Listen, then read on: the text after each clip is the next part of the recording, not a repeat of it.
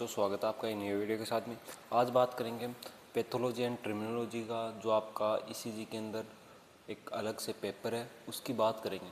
तो इसके अंदर सबसे स्टार्टिंग से पहले आता है कि पैथोलॉजी क्या होता है, ठीक है, उसका मीनिंग क्या होता है, ठीक है, पैथोलॉजी के अंदर हम स्टडी किस चीज़ की करते हैं, तो उन चीज़ों के बारे में हम बात करेंगे। फिर इसके नेक्स्ट जो वीडियोज़ आएंगे उनमें कंटिन्यू सिलेबस स्टार्ट कर देंगे, ठीक है। तो बात करते हैं पैथोलॉजी की जो डेफिनेशन है उसके बारे में बात करते हैं। The words pathology comes from two Greek words. जो ये पैथोलॉजी शब्द है वो ग्रीक भाषा से आया हुआ है, ठीक है, और ये दो शब्दों से मिलकर बना हुआ है, ठीक है। जो पैथोलॉजी है वो दो शब्दों से मिलकर बना है, एक है पैथोज, दूसरा है लॉजी। जो पैथो का मतलब होता है डिजीज, ठीक है, और लॉजी का मतलब होता है स्टडी, ठीक है। एक होता है लॉजिस्ट, लॉजिस्ट का मतलब होता है स्पेसिफिक किसी के अंदर, ठीक है। नेक्स्ट बात करते हैं तो इसकी डेफिनेशन कैसे बनेगी। देखो, pathology is a scientific study of disease. Pathology एक साइंटिफिक बीमारी के बारे में स्टडी करते हैं, वो है इज यानी है, ठीक है। तो पैथोलॉजी क्या है? एक साइंटिफिक स्टडी है किसी बीमारी के बारे में। It deals with structure and functional changes in cell, tissue and organs due to disease. इसके अंदर हम जो बीमारी की वजह से सेल, टिश्यू, ऑर्गन्स के अंदर स्ट्रक्चर और फंक्शन चेंजेज आते हैं उनके बारे में स्टडी करते हैं, उनके बारे में अध्ययन करते हैं। फंक्शनल और स्ट्रक्चर मतलब कि उसके उसके कार्य चेंज हो जाए या उसका स्ट्रक्चर, उसकी संरचना में कोई चेंजेज आ जाए, ठीक है। Next, in simple words pathology. Pathology का सामान्य शब्दों के अंदर देखें तो क्या होता है? देखो, study of what gone wrong in the body during disease. Disease के दौरान, ड्यूरिंग यानी दौरान, शरीर के अंदर जब बीमारी होती है उस दौरान जो भी चेंजेज आता है, परिवर्तन आता है, ठीक है, वही क्या है? पैथोलॉजी है, ठीक है। इसके अंदर हम कॉजेज देखते हैं, मैकेनिज्म देखते हैं, चेंजेस देखते हैं, इफेक्ट देखते हैं। ये सारे उसके अंदर हो सकते हैं, इन सब के अंदर चेंजेस हो सकता है। नेक्स्ट बात करते हैं व्हाट पैथोलॉजी स्टडीज, ठीक है।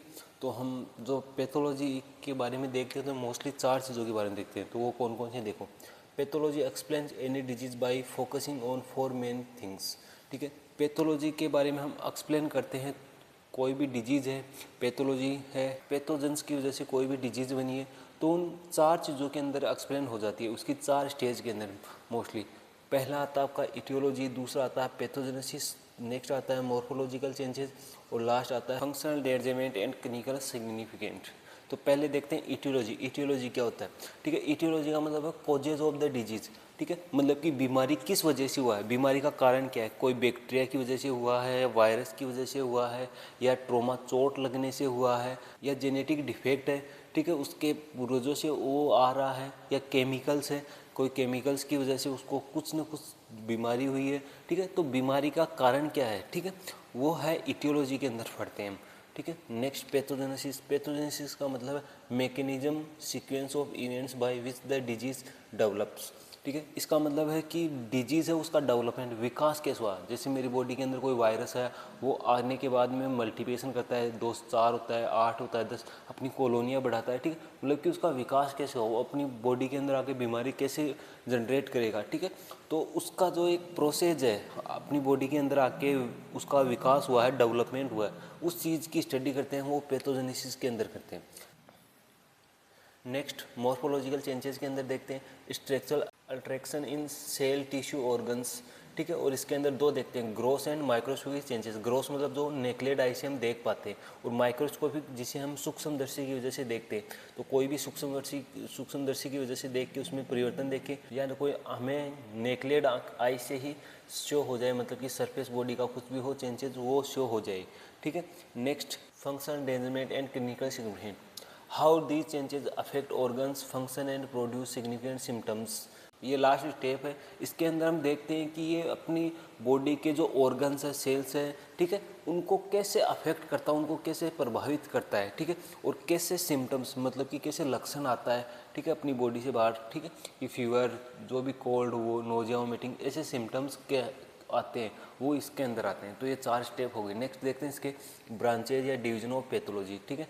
तो इसमें फर्स्ट देखते हैं जनरल पैथोलॉजी, सामान्य पैथोलॉजी के बारे में देखते हैं। तो इसके अंदर हम क्या पढ़ते हैं? इसके अंदर वही पढ़ते हैं कि किसी सेल का है, सेल के अंदर इन्फ्लामेशन आ गई हो, या नॉर्मली कोई सेल इंजरी वगैरह हुई हो, ठीक है, चोट वगैरह लगी हो नॉर्मली, वो इसके अंदर स्टडी करते हैं। तो देखो, basic principle and reaction common to all disease, ठीक है, जैसे कि cell injury, inflammation, repair, neoplasia, ठीक है। नियोप्लाजिया का मतलब होता है टिश्यू के अंदर का है अनलार्जमेंट, डेवलपमेंट हो जाता है, उसको बोलते हैं, ठीक है।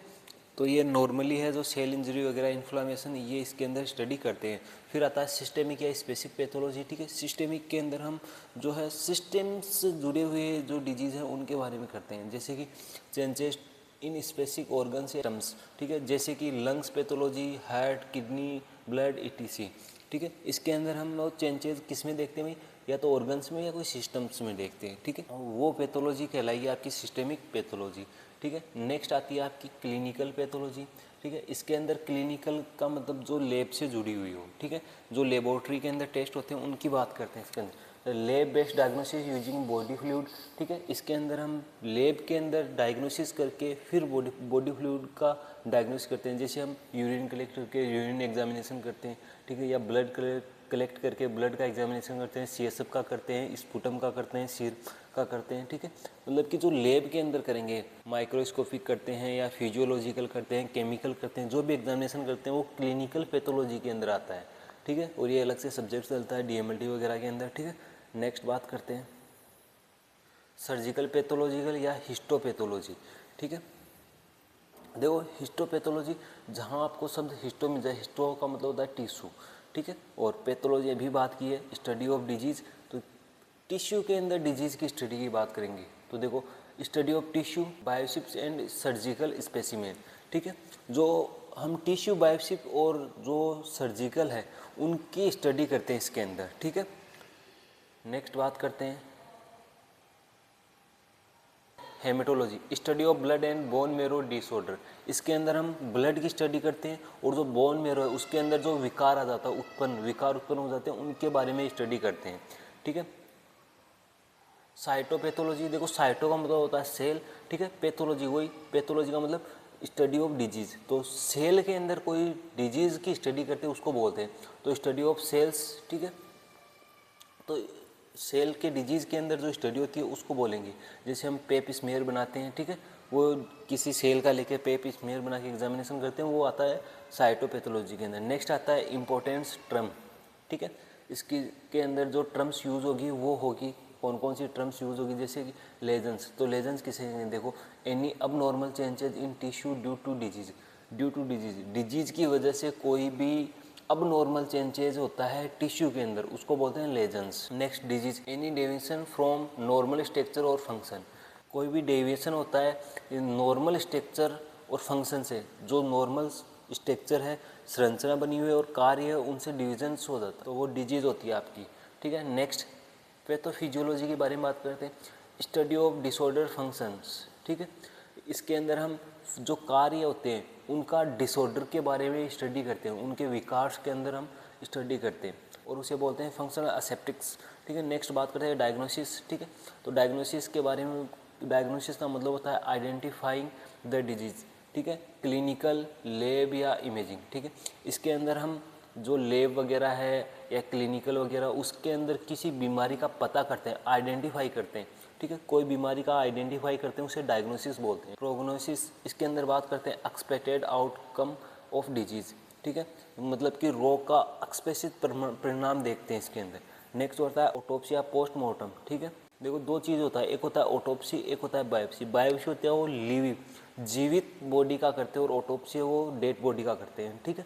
तो देखो examination of body after death to find causes, ठीक है, मरने के बाद में, बॉडी मरने के बाद में हम उसके अंदर जो मरने का कारण जांचते हैं, ठीक है, कि किसकी वजह से इसकी मृत्यु हुई है, उसका जो कारण है वो जानने के लिए जो एग्जामिनेशन करते हैं वो ऑटोप्सी कहलाता है, ठीक है, मतलब कि डेड बॉडी का करते हैं हम, ठीक है। और बायोप्सी के अंदर लिविंग बॉडी का करते हैं, removing living tissue from examination, मतलब कि जो लिविंग जीवित सेल है वहाँ से कोई टिश्यू कलेक्ट करके उसकी एग्जामिनेशन, उसका जांच करते हैं, वो बायोप्सी कहलाता है, ठीक है। तो ये ध्यान रखना, ये वाइवा में पूछ सकता है ऑटोप्सी और बायोप्सी के बारे में।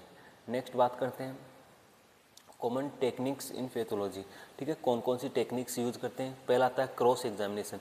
क्रॉस एग्जामिनेशन अभी मैंने बात की थी भाई, नेकलेड आई अपीयरेंस ऑफ ऑर्गन टिश्यू, जिसके अंदर हम ऑर्गन से टिश्यू उत्तक को नग्न आँखों की वजह से देख के जो है वो एग्जामिन करते हैं, अपीयरेंस देते हैं उसका, ठीक है।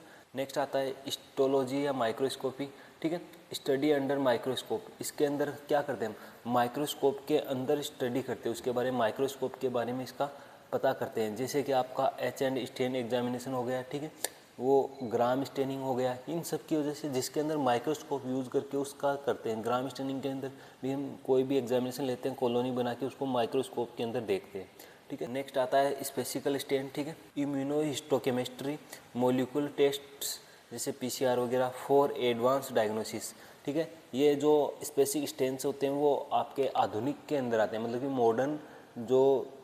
मॉडर्न टेस्ट होते हैं उनके अंदर आते हैं, ठीक है। नेक्स्ट एक टेबल बना रखी है जिसके अंदर आपको ईटियोलॉजी वगैरह के बारे में बता रखा है कि इसका मतलब क्या होता है। ईटियोलॉजी का मतलब होता है कोजेज, क्या कारण है, जो हमने पीछे भी बात कर ली है, इन चीज़ों की चारों की बात कर ली है, उसकी एक टेबल बना रखी है, ठीक है। हाँ, जैसे कि ईटियोलॉजी क्या होता है, ईटियोलॉजी का मतलब होता है कोजेज, किस वजह से बीमारी हुई, जैसे वायरस बैक्टीरिया वगैरह, ठीक है। जैसे एग्जाम्पल दे रखा है माइकोबैक्टीरियम ट्यूबरकुलोसिस, तो माइकोबैक्टीरियम ट्यूबरकुलोसिस होता है, ये जो बैक्टीरिया है वो टीबी कोज करता है। तो आपका क्वेश्चन बन गया टीबी किसकी वजह से कोज होता है, इस बैक्टीरिया की वजह से होता है, ठीक है। तो इसका ईटियोलॉजी क्या हो गया, ये हो गया, इसका कारण ये हो गया।